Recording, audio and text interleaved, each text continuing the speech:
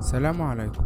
كلنا عارفين ان الحروب مكسب وخسارة، ومفيش قائد حربي ما خسرش ولو معركة واحدة في مسيرته. بس احنا النهاردة هنتكلم مع بعض عن قائد عسكري ما خسرش ولا معركة من يوم ما اتولد لحد ما مات. ما كانش بيحارب دول ضعيفة ولا حاجة، لا ده كان بيحارب اقوى الامبراطوريات زي الروم والفرس. معاكم زياد السيد، والنهاردة هنتكلم عن واحد من اعظم القادة العسكريين في التاريخ الاسلامي، الصحابي الجليل خالد بن الوليد.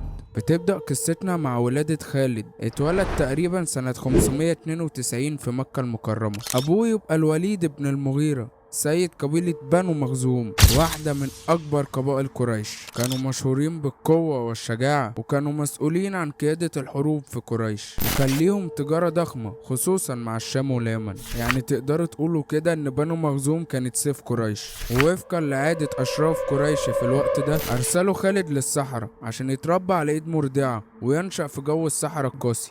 ورجع خالد لأهله وعنده 5 سنين تقريبا، وبدأ يتعلم الفروسية والقتال، لكنه أظهر مهارة كبيرة بالرغم من صغر سنه، وتميز على كل اللي حواليه. وكل ده وعنده 5 سنين بس. ولما بدأ يكبر شوية عرف يثبت نفسه في أرض المعركة، وأظهر من فنون الفروسية والقتال اللي يخليه من أفضل فرسان عصره. وكان من أحسن الناس اللي بترمي بالرمح وهو راكب على حصانه من غير ما يخطئ هدفه. وأبوه لما شاف القوة والنبوغ اللي في خالد حب ينميها له، فبدأ يوديه في رحلات مع قوافل تجارية خارج مكة، خصوصا اللي هتمر في أراضي الفرس والروم، عشان يشوف أسلحتهم وقوتهم اللي دايما خالد كان بيسأل عنهم. وطبعا خالد انبهر بأسلحتهم وقوتهم وتدريباتهم، وما كانش يعرف ان في يوم من الأيام هو شخصيا اللي هيدمرهم. ولما نزلت الرسالة عن النبي صلى الله عليه وسلم، خالد ما أمنش بيها ولا هو ولا أبوه. ولما جت غزوة بدر ما شاركش فيها خالد بن الوليد،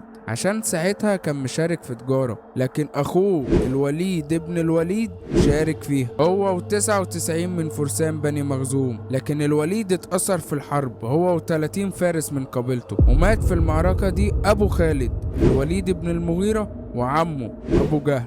وكانت هزيمة صعبة جدا على المشركين، والنبي صلى الله عليه وسلم حدد 4000 درهم لأي حد اتأثر في غزوة بدر. وقريش بعتت 2 عشان يتفاوضوا مع النبي صلى الله عليه وسلم في موضوع الأسرى والدية. هما مين؟ خالد بن الوليد وعكرمة ابن أبي جهل. وكان كل اللي في دماغ خالد ساعتها انه يحرر اخوه وفرسان بني مخزوم، وفعلا دفع الدية وحررهم. وتيجي غزوة أحد والمشركين بيغلوا بنار الانتقام، ويجهزوا جيش من 3000 مقاتل قدام 700